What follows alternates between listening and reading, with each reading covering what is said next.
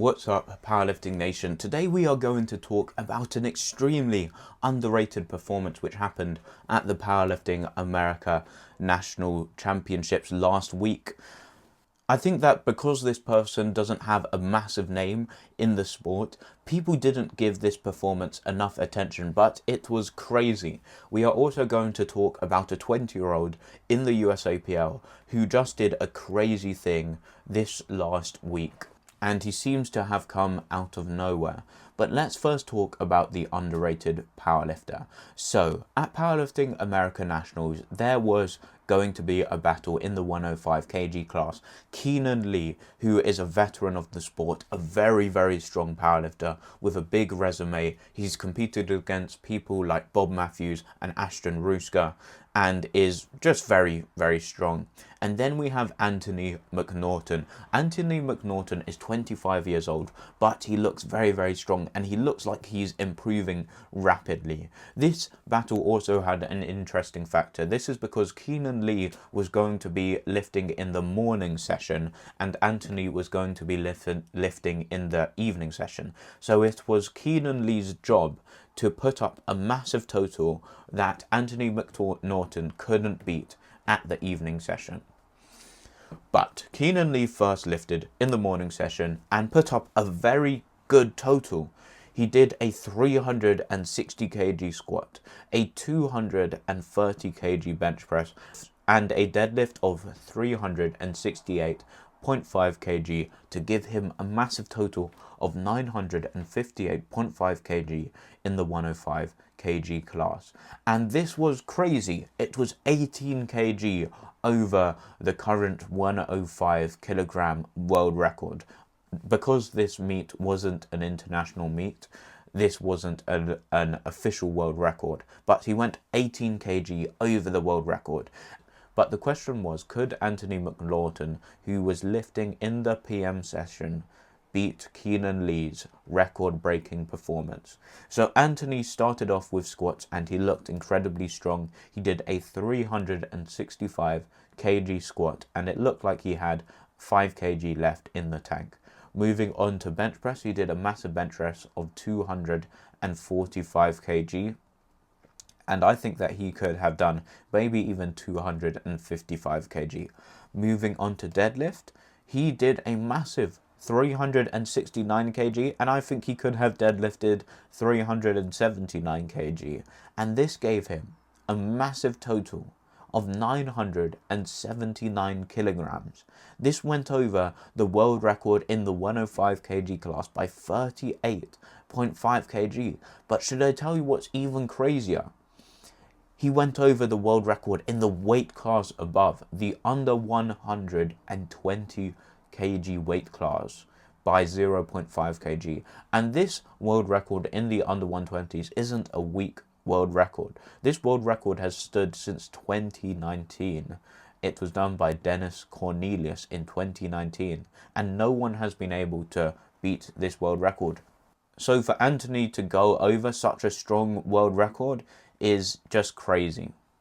Like I said, he's only 25 years old, he's progressing rapidly, and like I said, this performance had a lot of room left in the tank. I could realistically see him totaling 1,000 kg plus later this year.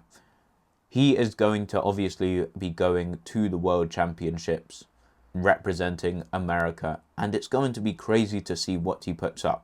I mean, if he managed to go over 1,000 kg, this would put him alongside the list of outliers in the IPF. Right now, I would say the outliers are probably, and this might be controversial, but I would say the outliers are Austin Perkins, Rondell Hunt, and after Joe Borenstein's 900 kg, I would probably put him up there.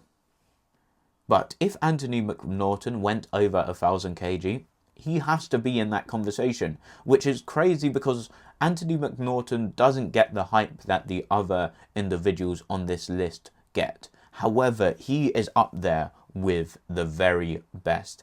And he only weighed 103.7 kg, so he has some room to grow.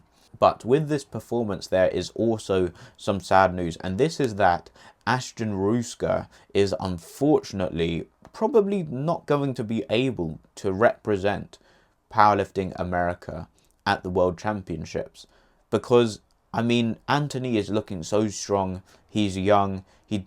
I'm guessing he doesn't have the same externals as Ashton, because Ashton has the craziest externals in powerlifting.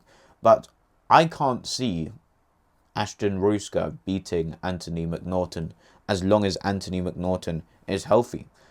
So could we see someone like Ashton Ruska, who has such a big legacy in the sport, never be able to go to the World Championships again?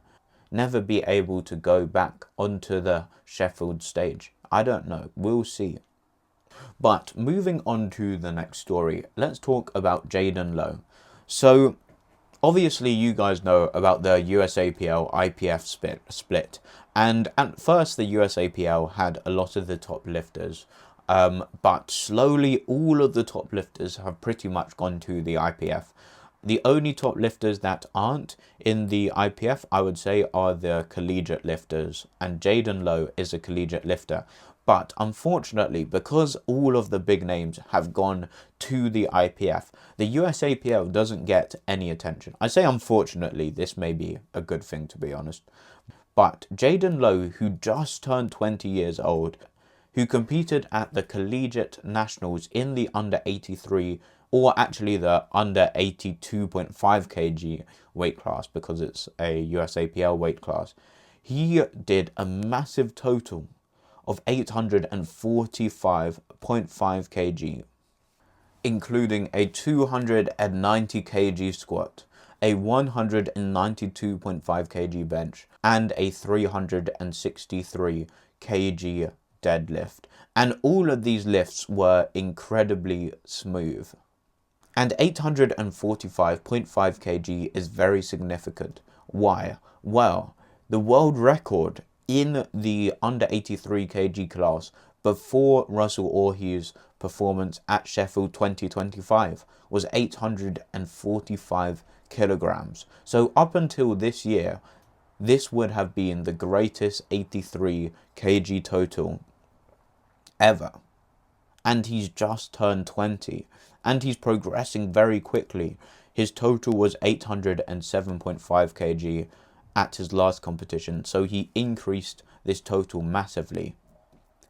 And just as we're talking about Joe Borenstein becoming the next GOAT and doing outlier performances, we see a new guy that looks like he has the potential to do even better than Joe Borenstein in the under 83 kg class. Why? Well, Joe Borenstein late last year did a total of 865 kg at 22 years old. And this was a top-end performance. It looked like he didn't have much room left in the tank. However, if we compare this performance to Jaden's performance, which he did at only 20 years old, Jaden looked like he had a top end of maybe 860 kg. So if Jaden only increases his top end by 5 kg in the next 2 years, he will still be on the same level as Joe Borenstein at the same age, which is crazy. So Jaden Low is someone to keep an eye on. Hopefully he moves to the IPF. I think he will. I mean, in the USAPL, it's crazy. The USAPL has kind of just died because Jaden Low did this crazy performance, and in the IPF, this would have gone viral. This would have got him so much attention. But I think that the post that he did with the meet recap got 300 likes or something, which shows how few people are paying attention to what happens in the USAPL. So hopefully he will see that and he'll move over to the IPF thing. But if he just keeps progressing, I could see him being the next big 83.